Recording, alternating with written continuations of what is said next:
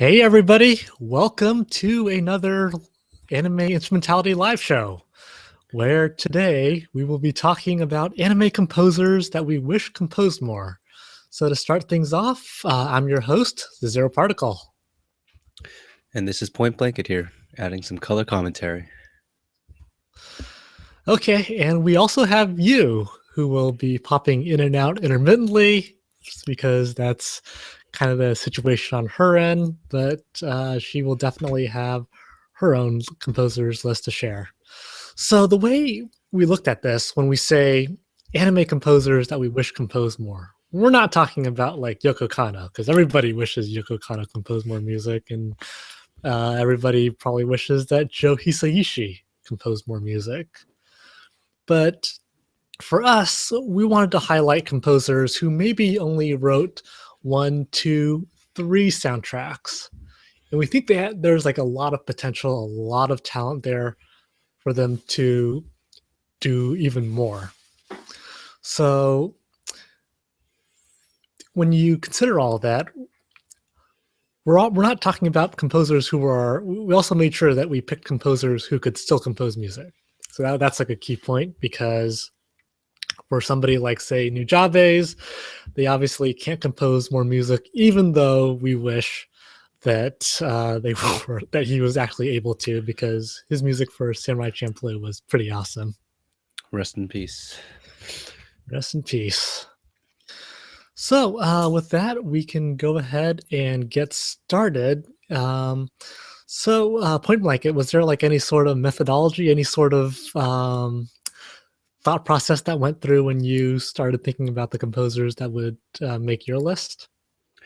Well, the first step was really trying to identify, who are even the composers that haven't composed a lot, but that perhaps you might have recognized their music. So it kind of started with just searches of a lot of names of composers from various series that Hmm. just didn't have a lot of credits to them. Websites like My Anime List or VGMDB were very helpful in trying to pick these out. Oh yeah. And then going from there, the ones I chose were primarily composers for things that I watched or enjoyed that really stood out to me. Yeah, I think my list is fairly similar. Uh, All the four composers. So for this, for the purposes of this live show, I picked four composers, and I think all the soundtracks that they wrote for were pretty distinct. That you could say, yes, this the soundtrack that they wrote really meshed with the show extremely well, and you pretty much say that it's iconic, and you can't really separate the two. Yeah. I mean, yeah, if you hear like a snippet of music from any of their compositions, you'll be like, "Oh yeah, it's that show or it's that movie," Hmm. and you can't splice the two because it's just so interwoven. Yeah. Another point that I was looking at is, I found, especially for my picks, that uh, even if they hadn't, even if they maybe weren't so prolific, I felt that the music that they did write from the soundtracks that I checked out, they were perhaps very musical or had a very signature style or really brought a unique flavor to the show itself. So it's definitely something I looked out for. Sounds good. All right. So, when speaking of signature styles, why don't we get started? And actually, let's wait for a while to get you on, because I think she's just popped in. All right, is it working? Can people hear me? We hear you loud and clear. Great. Then, Okay, yeah. So we were just kind of discussing like the methodology that went into our picks. Was there like any particular reason that we looked at certain composers? So was there anything that went through your mind when you were looking for composers that you wished composed more music? ultimately, it was just names that I remembered because I had thought, wow, this is really good, and then looked up the name and then been disappointed that they hadn't written anything else, and then the memory stuck with me. So I went with the top four I could think of, or I could recall having such an experience. It's pretty good Oh, that you could recall the names already. okay, so it sounds like Well, Jade's. Yes, sounds like it was fueled by disappointment. It's like, man, this guy wrote a really good soundtrack. Let's see what else he wrote. And then you're like, oh, Nothing. nothing. disappointment is real. Well, another thing that was interesting as I was looking up credits or names was, even if a composer maybe only has one or two credits in anime, they might have been involved in things outside of that, well, like perhaps video games or dramas or movies. Yeah, Yeah, they. but like Go with the ahead, Jade. names, I ended up choosing like there's really just nothing. Oh, I was so sad, but too much yeah. competition is fierce. Competition is fierce. So fierce that Nobu Uematsu might have not made our list. Let's find out, shall we? So, for my first pick for an anime composer that I wish wrote more music, it would be Yuji Yoshino. And most people might not know the name too well, but he is probably best known for writing the music to Spice and Wolf, which I think if you've watched the series at all, the music is pretty iconic.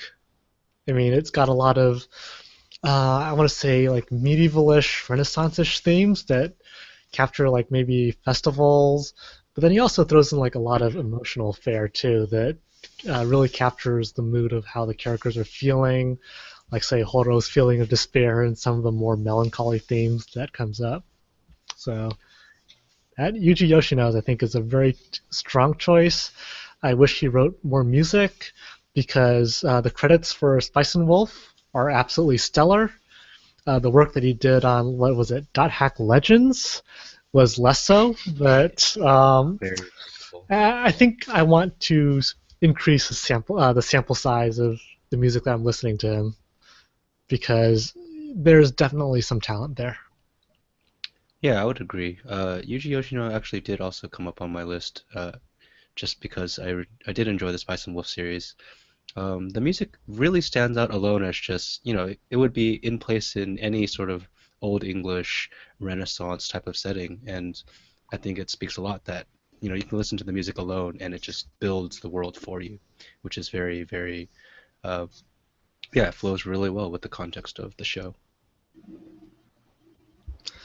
Yeah, because I watch shows like say Maoyu, and I think, you know what, some Yuji Yoshino music would work really well here. But uh, I've talked about this in our anime instrumentality chat. But for those who don't know, I'm not really that big of a fan of Maoyu.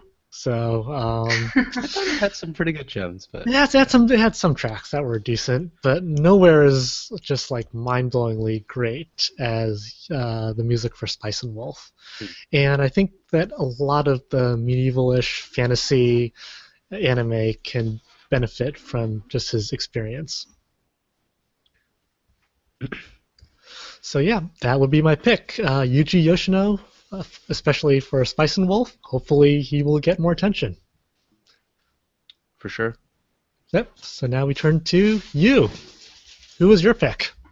Oh, we're going around? I didn't know we We're had to going around. assign most favorite or something. Okay. Well, Um, there's actually no rankings because for those of you listening, I specified that you did not have to rank order your list. It's just a list of names, and I think yeah, once we actually get the music post up with all the clips and everything, you'll be able to hear from all of our selections. But yes, this time I explicitly said no rankings needed. So Jade, okay. who was yours? This might be All your right. verse, for all I know. Let's see. So, whenever someone tells me or asks me what's a soundtrack done by someone who did a great one shot and then disappeared off the face of the earth, I think the first thing I think of is the Fractal guy, Sohei Kano. Sohei Kano. He literally came onto the anime music scene, dropped one like extremely inspired, um, English influenced soundtrack with lots of little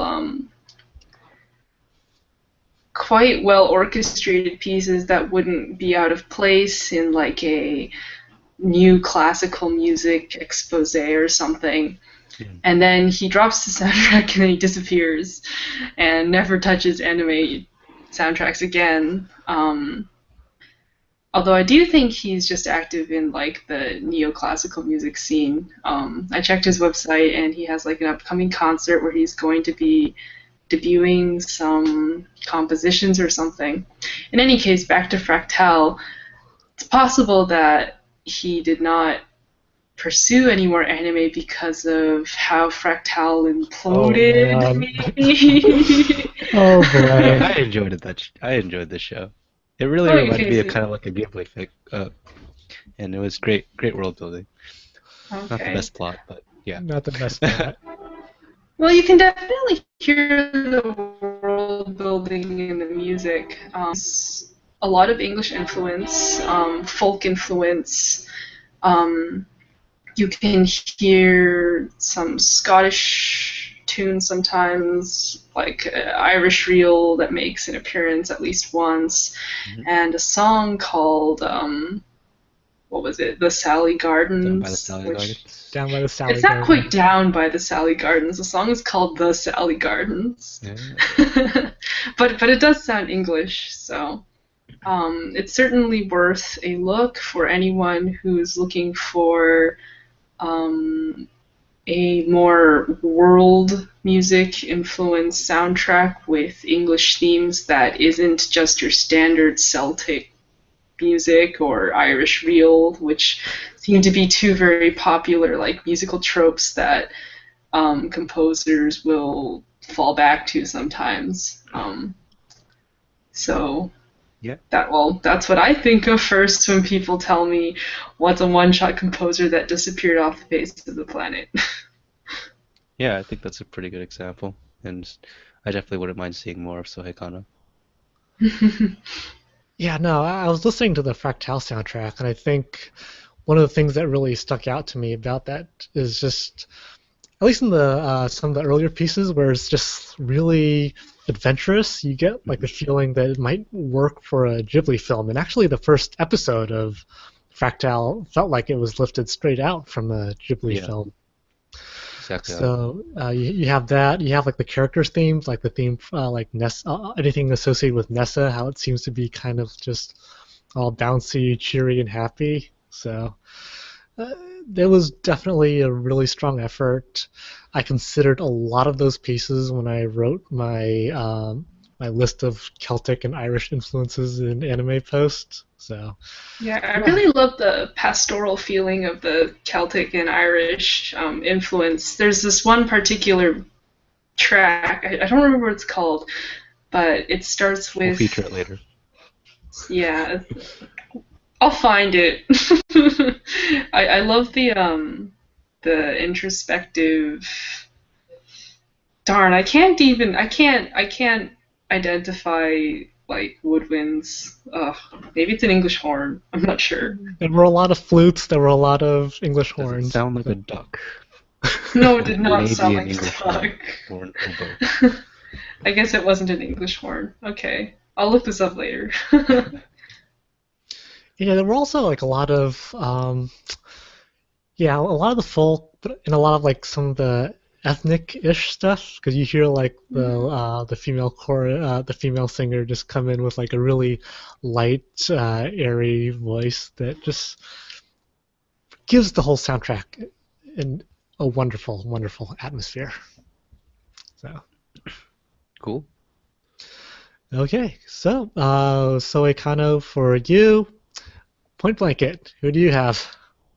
All right. I think one of the composers on my list that was involved in perhaps some older in the composition for older anime, but hasn't really had original composition credits since then, would be Tsuneo Imahori, probably most known for the soundtrack for Trigun or Ooh. Hajime no Ippo.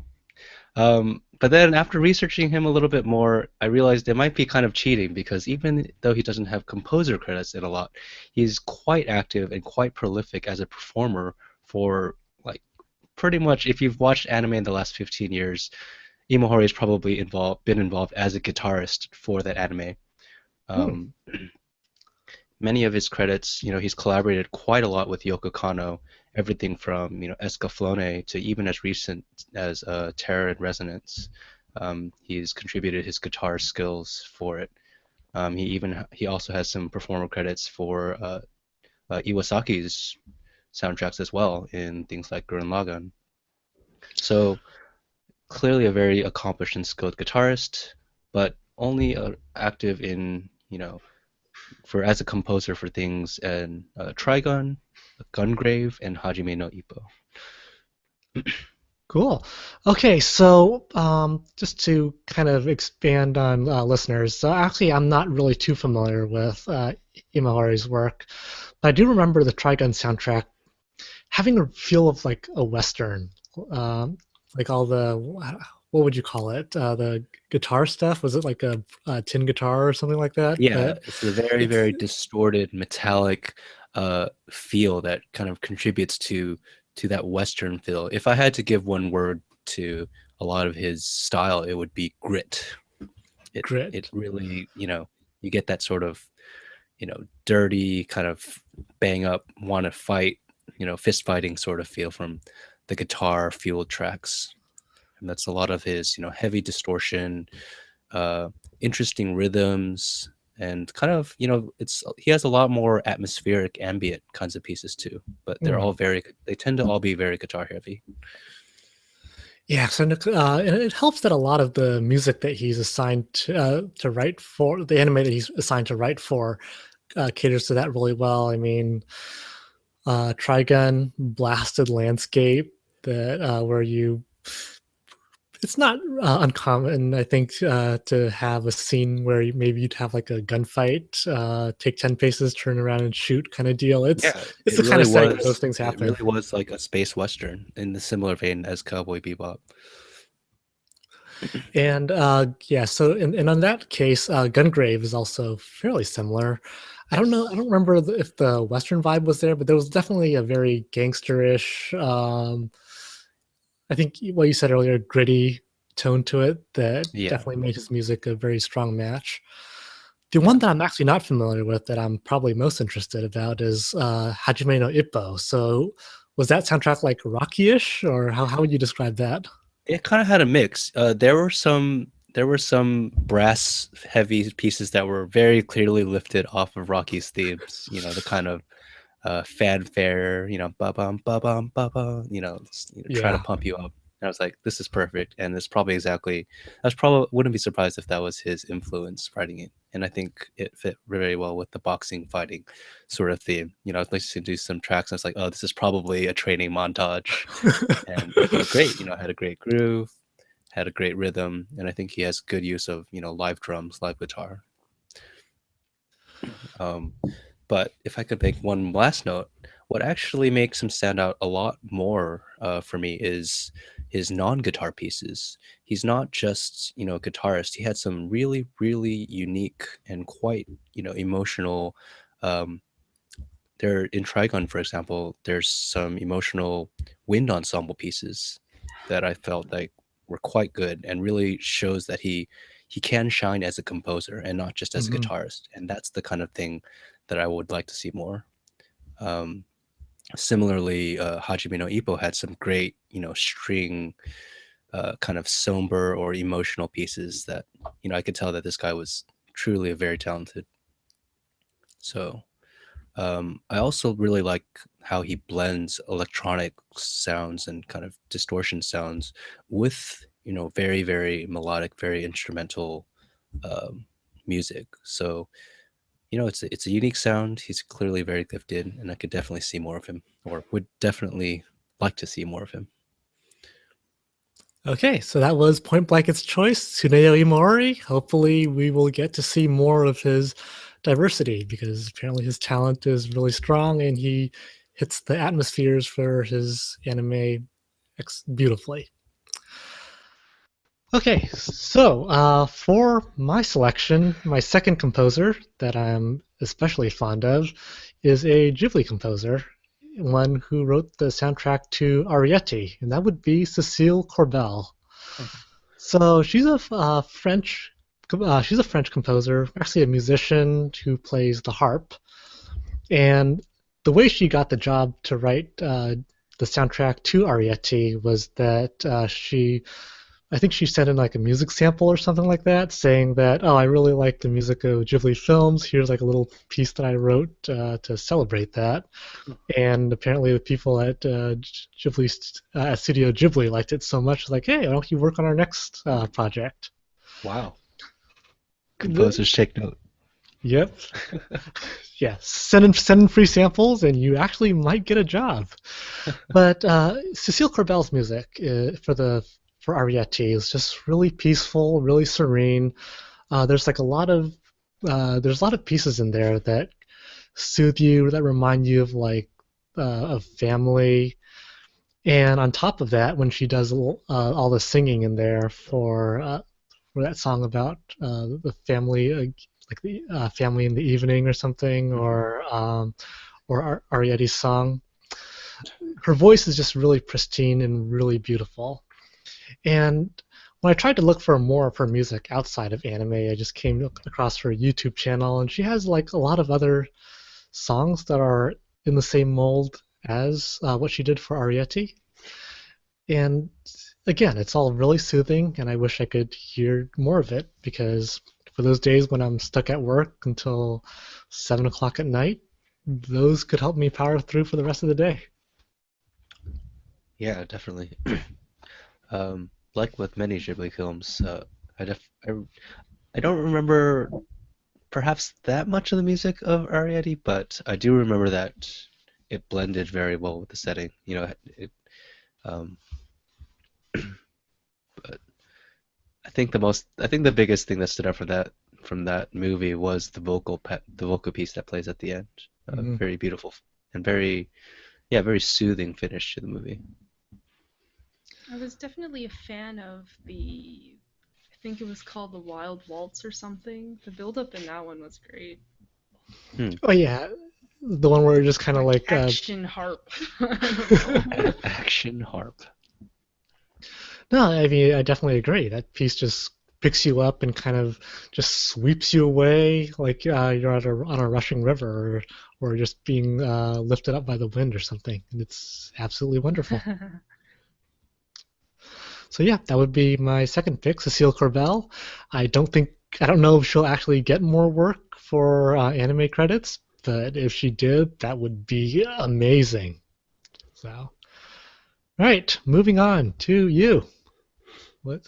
Who's your pick? So I guess in the vein of folksy ethnic music composers, I enjoyed Sakamoto Masayuki's work with Beast Player Aaron, or as I typoed earlier, Beat Player Aaron, very much. It's a very different thing.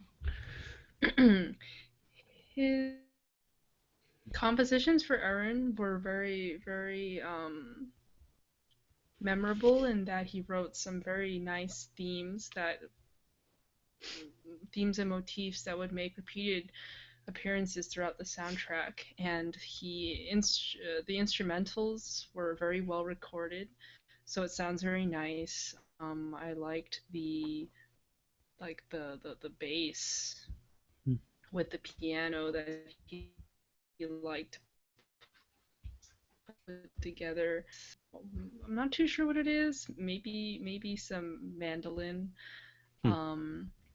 But it gives it a very peaceful, relaxed sound while also not being boring because he had a knack for writing such pretty melodies. So when you take that part of the soundtrack away from the weird, like, grungy guitar things that happen during the ominous parts of the show, I enjoy the soundtrack very much and wish that he would come back and write for maybe some of the like slice of life things around these days. But unfortunately, I think he's off in some kind of musical unit doing who knows what. So too bad. Maybe Yeah. sometime in the future. Maybe sometime in the future. I mean, I think there were like a couple of town themes in Beast Player Aaron that I just really enjoyed, and I think there was like some tempted to say some Celtic music also made its appearance too. So that's always an easy way to win me over. Yeah, and I mean, it seems to be the go-to sort of the go-to ethnic music or the go-to old style music whenever a composer wants to evoke some nostalgic feeling. Yep. Okay. So, Point Blanket, who do you got next? All right, well, I figure this is as good as time as any to bring or perhaps re-bring up the name of Natsume Kameoka. You may have remembered, well, the review that I wrote for the Kantai Collection soundtrack, but I remember extremely that, or I think it was extremely colorful and dynamic and an exciting soundtrack. Um, and looking at the credits she has for anime, though, it really is for solo contributions. That was actually the only anime that she was the sole contributor for. And for older anime, she was also fairly heavily involved in some of the sequels for Inazuma 11.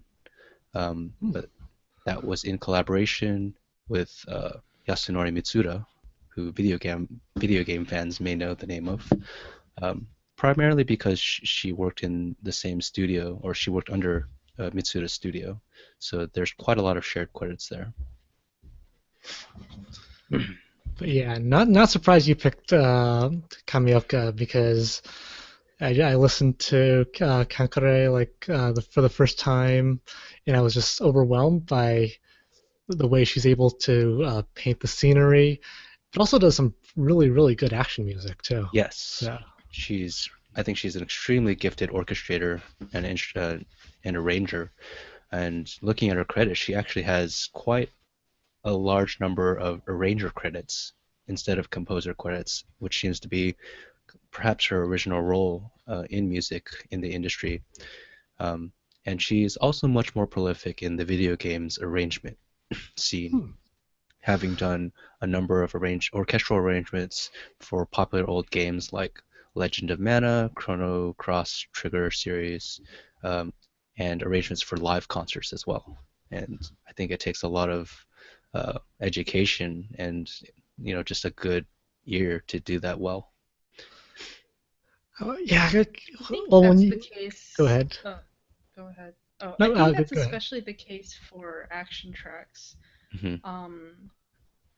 Like I think for something more laid back, it's enough to put some kind of pretty tune over some kind of fairly standard instrumentation, and it'll pass off as pretty enjoyable. Whereas with action tracks, at least for me, I feel like the orchestration has to be much more complicated for me to not just dismiss it as, another thing with, like soaring violins or trumpets over the Yeah. cellos scrubbing out some bass Right. beat.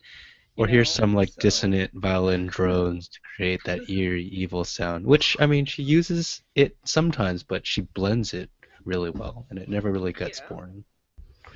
So definitely appreciate her orchestration skills in that regard. Yeah, no, definitely agree. I mean, how many composers can we think of who generally write some pretty solid soundtracks, but who are unable to really deliver on action tracks? I mean, I think the first name that jumps out at you is Akira Senju, who can do like all the drama stuff really well, but can't write an action track to save his life. Also Michiru Oshima a bit. Yeah. Mhm. No, She isn't think- really that strong in the action. Yeah. I feel like, yeah, I mean, I don't know what the difference is. Perhaps it's just, willing to mix it up a bit or add some, rock sounds or really add like a percussive beat that's, gets you grooving, gets you excited. or if all else fails, just copy John Williams, trying to do what he does, Or Hans Zimmer. or Hans Zimmer. Okay, so that like was point Yoko Kanno. like Yoko Kanno for Macross Frontier. Hey, Yeah. it's a good formula. It works, it delights, it gets you pumping. What more could you ask for? Okay, so that was Point Blanket's pick of Natsumi Kamioka. So for my third composer, one that I really cherish because her works for the anime Bartender, Hmm. I just really can't imagine it being done any other way. So the composer is Kaoruko Otake, who does a lot of work with the Japanese music unit Natural Highs. And when you listen to Bartender's music, it's like this is the perfect lounge music, the place you'd go to get healed, which works because Bartender is very much a healing anime. It's about people whose lives are filled with difficulty, but then they find this mystical bar somewhere in the middle of Tokyo. They drink a marvelous concoction that the bartender has prepared to fit their mood. And when the alcohol goes down, their mood is just like washed away, and their hearts feel a lot lighter. Hmm. And I think that's what a lot of Kaoruko Otake's music was able to do. Sure, there were tracks that were fairly rhythm heavy that kind of gets you a little bit excited, but then there's also some that just fill you with the aura of introspection. And that's just really wonderful to listen to. You just get drawn in. And when you watch all of that in conjunction with listening to the music, it's just so easy to get drawn into the individual stories that Bartender showcases in the course of the anime. Was the music more on the orchestral side of things, or when you say lounge, was there also Lounge jazz? jazzy, so it's like smooth jazz. Oh, That's nice. probably Like the best quite way. literally piano lounge jazz. All right, I can get behind that.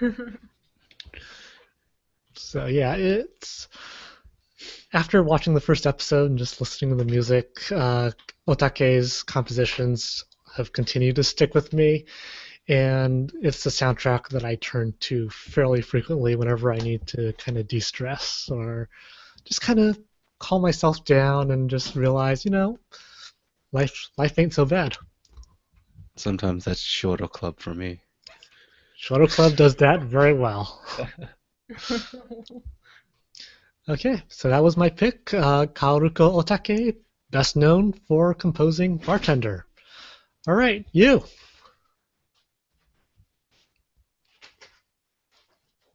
Uh-oh, did we lose All you? right. Oh, Am I here? Okay. Yeah, you're here. So let's see. For third, I think I'd go with Yutaka Yamada for Tokyo Ghoul. Hmm. That's how you say it, right? Yeah. So Ghoul's soundtrack stuck out to me because it's very obvious that Yamada did not have a huge ensemble or anything at his disposal. Um, so he makes up for it by using lots of, like audio SFX. Hmm.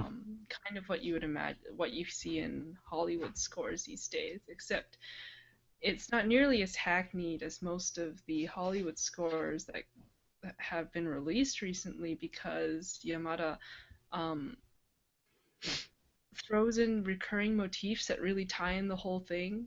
So you'll be listening to this track and there'll be lots of, ambient atmospheric sound, but then he'll throw in little tidbits of the themes that reappear every once in a while Hmm. and add in these really interestingly orchestrated little violin improvisations or sound effects, Hmm. which will re-engage you with the track again. So it kind of transcends your typical, like, just atmospheric, ominous score and became something very memorable for me, which is very unusual for this kind of thing.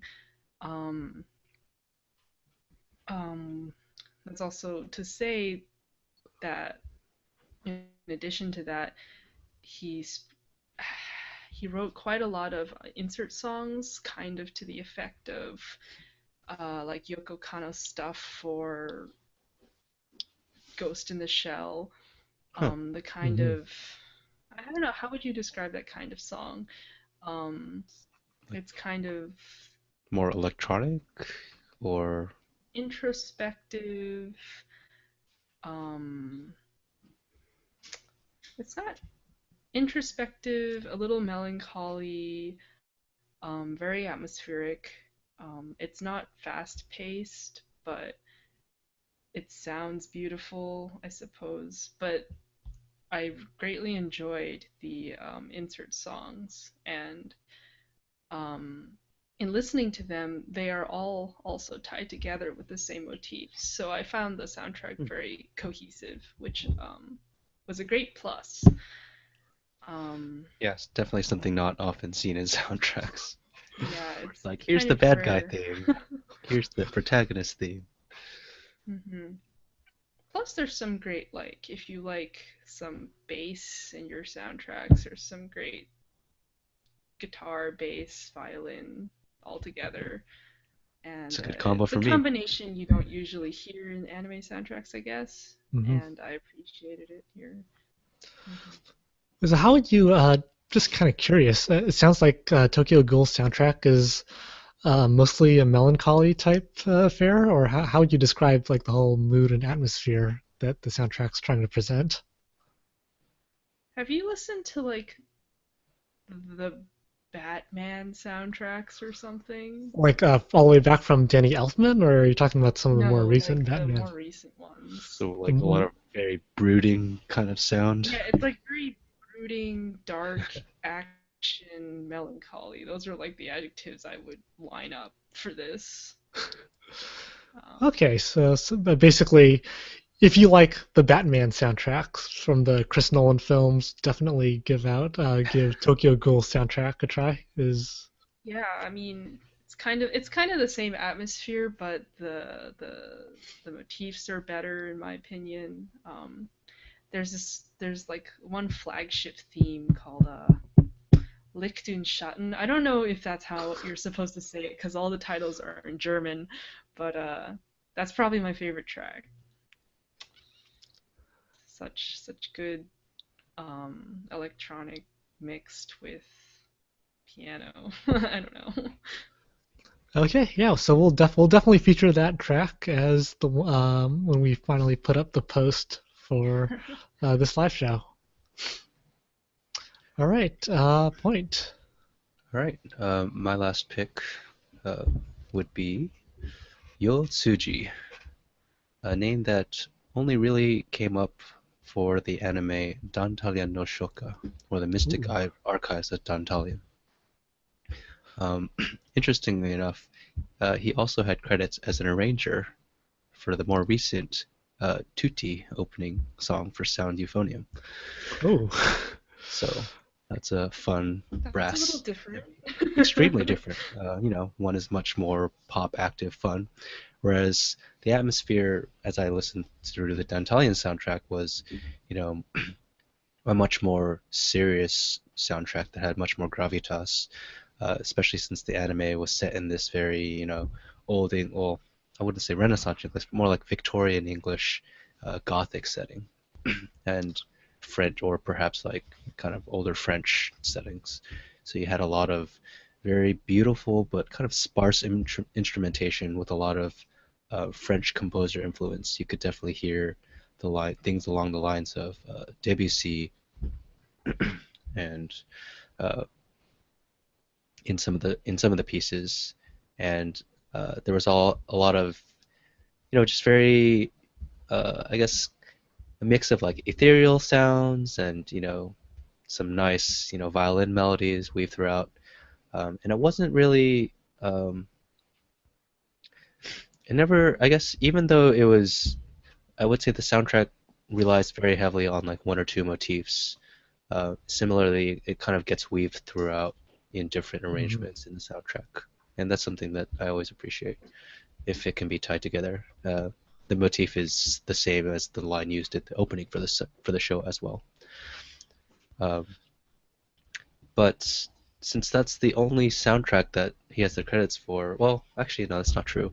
Another soundtrack he was credited for was an older show called Kami-chama Karin, which a little bit more playful, perhaps not as serious, but it also had kind of a mix of moments, kind of both lighthearted and uh, kind of mysterious uh, moods. But similarly, you could tell that the orchestration was pretty well done, and the instrumentation was always very well used. But Okay. I think it's yeah, go ahead. Yeah, no, I was just asking because when I listened to Dentalian, I was like, the two words that would come to mind are just like melancholy and tragedy, because I think that's just the whole feel I get from just the music. I haven't watched the show myself, so I can't really claim that. Yeah, it sounds Yeah. like an exploration of just tragedy or something. Yeah, I mean it's a bit of a, I guess you could call it like a downer. The show itself is more of a kind of a, A downer. it's sort of mystery. So there's always that sort of anxiety. There's always a lot of tension, and that's really brought up Okay. I in the would just soundtrack. call it heavy, not necessarily melancholy.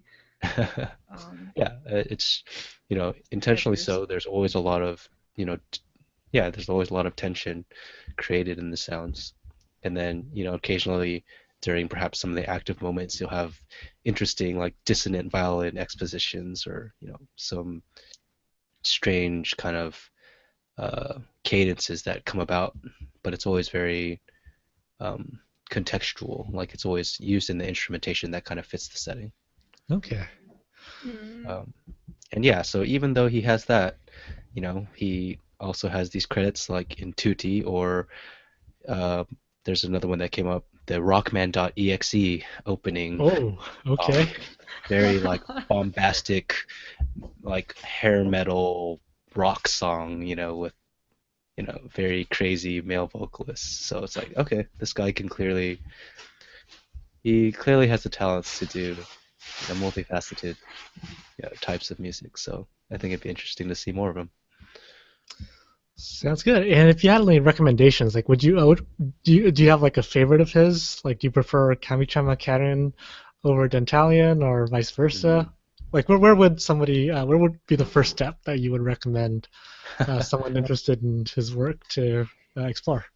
uh, I think the opening for Tantalia no Shoku is pretty iconic. It's the main motif throughout the whole show, and it's a beautiful song with the kind of ethereal vocalist placed on top.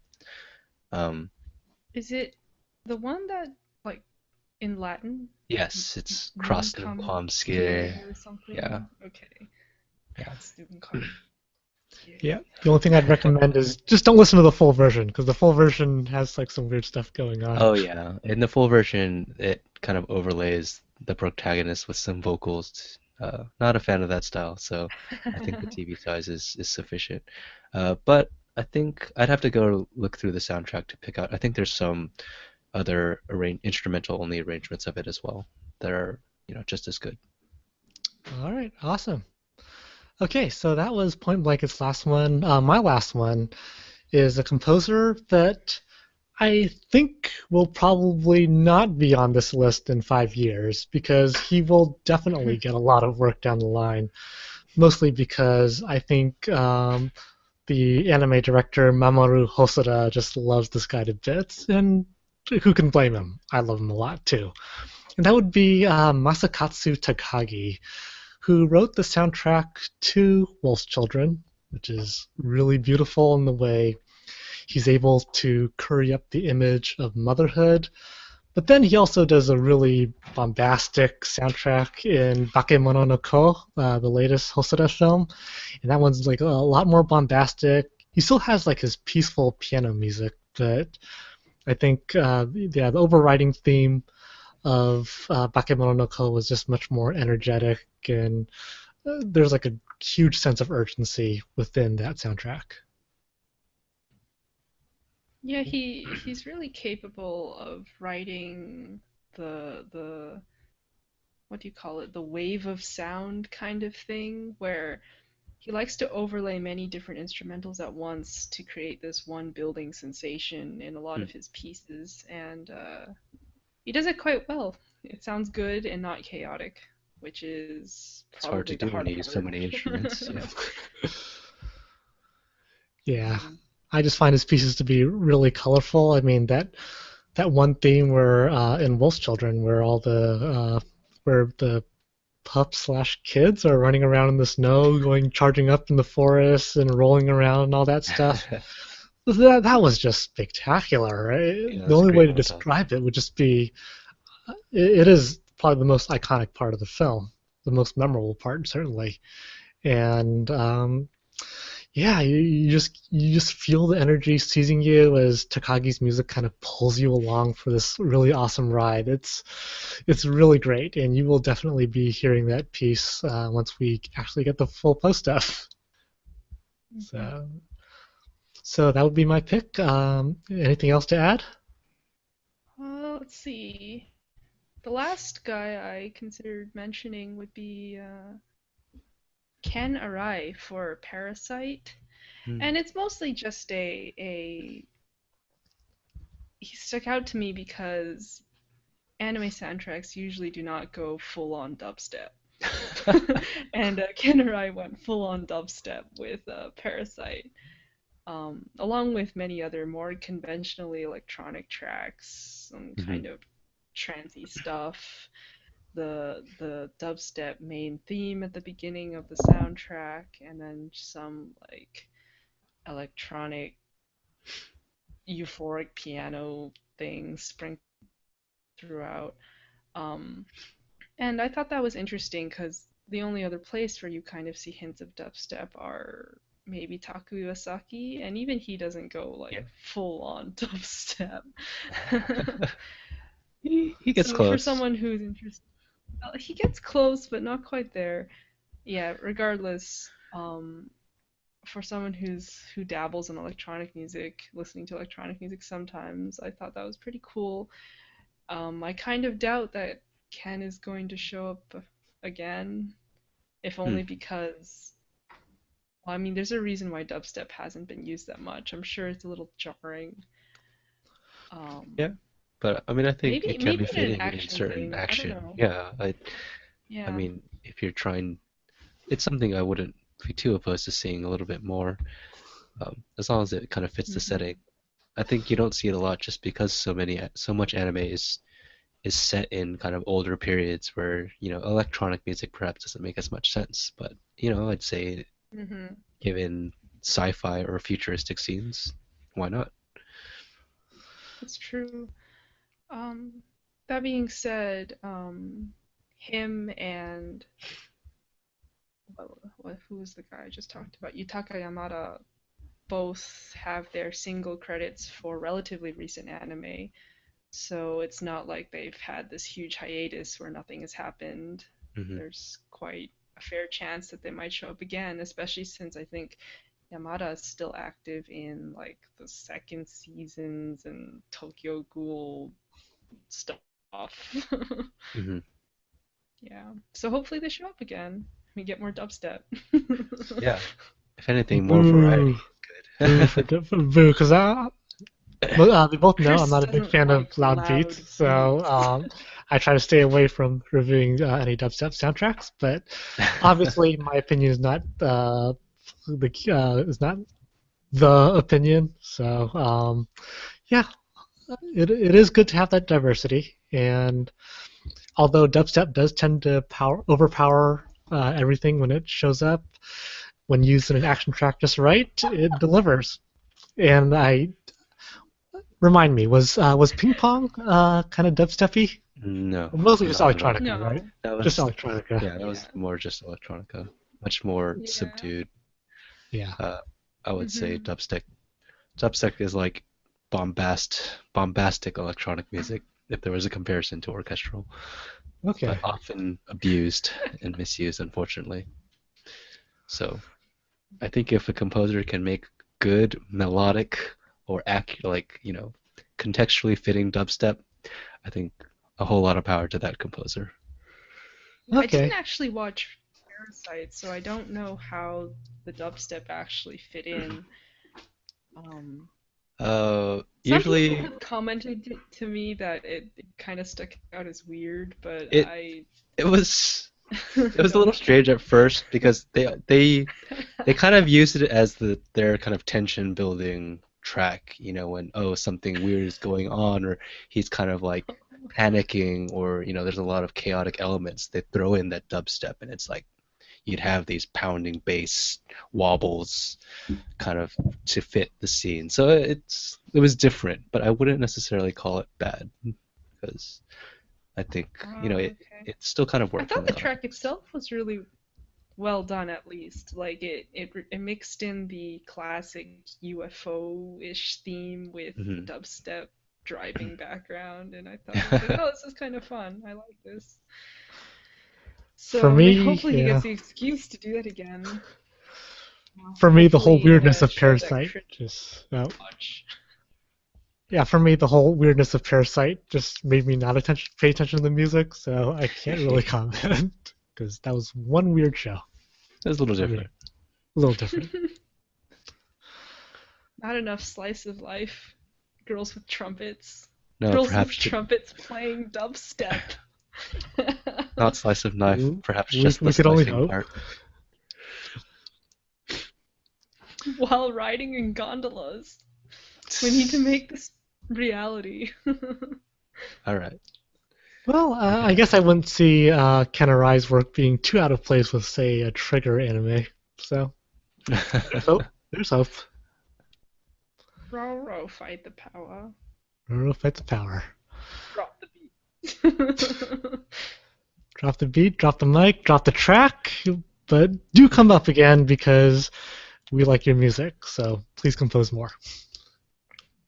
It's only a matter of time until an anime about clubbing or electronic music shows its face. Yeah, that's probably true. I mean, I guess we're kind of into like a high school band and idol phase right now, but who knows? Maybe there'll be a breakthrough where dubstep music will, let a high school dubstep group forming and having their way. So it's like fun, except they sit around drinking tea and listening to dubstep instead. Pretty much. Pretty much. Yeah, I don't know. Maybe I would watch it'll it stay for at least relocated one to the episode. doujin music scene and the sort of more underground or Japanese hardcore artists. I don't really see it mixing that much with full production anime at least. But who Yeah. knows? Who knows? Because there are plenty of clubs in Japan that do play like remix versions of anime music. There is So, definitely Oh. Dempa dubstep. yeah, I think Oh. Magra. Yeah, That's the name that I hear sprinkled around a lot. Mogra So, is a club. Magra is a That club. sounds a little unpleasant. I don't know. Don't knock it until you try it. Possibly. There's a market Okay. for everything. Maybe Okay. I'm just not the demographic. Maybe. All right, so that does it for our selections for anime composers that we wish wrote more music. If you guys have any names that you'd like to present, feel free to do so in the comments. Incidentally, this broadcast will probably be the last time we'll talk about anime composers in at least a couple months, because for our next broadcast, I will try to assemble my list of 50 of my 50 favorite anime soundtracks of all time, and I'll have both you and Point Blanket on to either make fun of my post and pull their hair out like, "Why'd you pick that, Zero Particle?"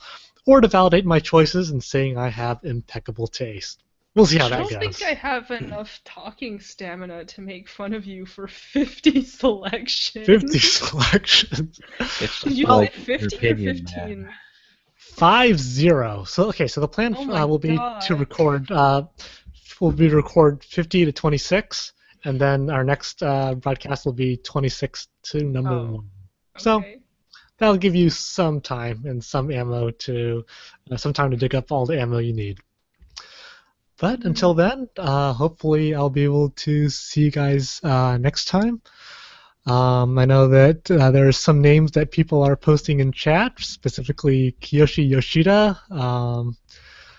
We'll have to look into what kind of stuff that person did, but definitely thanks for putting that name out there. We will put it up in the post because hey, we love it whenever people contribute.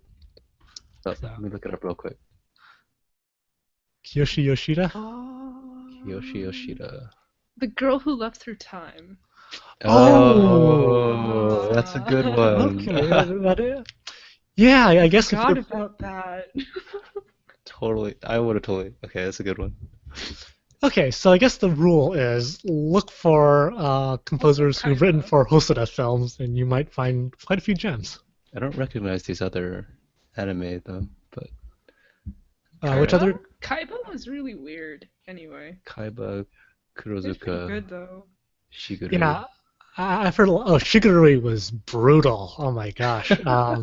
Yeah. So okay, we've obviously gone off topic, and we're talking about anime at this point, but Shigarui was That's a not very off topic. That's well on topic. in terms of like plots and stuff versus composers, but it was a very brutal anime, and I can definitely agree why his music just fits so well because everything, the coloration is just really dark. You see a bunch of people chopping each other up, body parts flying. Oh, that would have been Blood a flying great everywhere. scene with dubstep. That's quite different than the piano sounds just that I kidding, I'm liked just from The Girl Who Left Through Time. Yeah. Well, I mean, a lot of it was also Bach as well, because I mean, Mhm. you hear like what Goldberg variations, I think. hmm Yeah. The hmm all right. Well, that's a Yeah. pretty good name that we'll bring up. That's Most definitely worth definitely. featuring. Okay, so thanks for joining us. Hopefully, we'll see you next month, where people can make fun of Will at my list of favorite soundtracks. So again, I'm your host, The Zero Particle. You. And this is Point. Thanks for tuning in, everyone. All right, see you next time. Bye bye.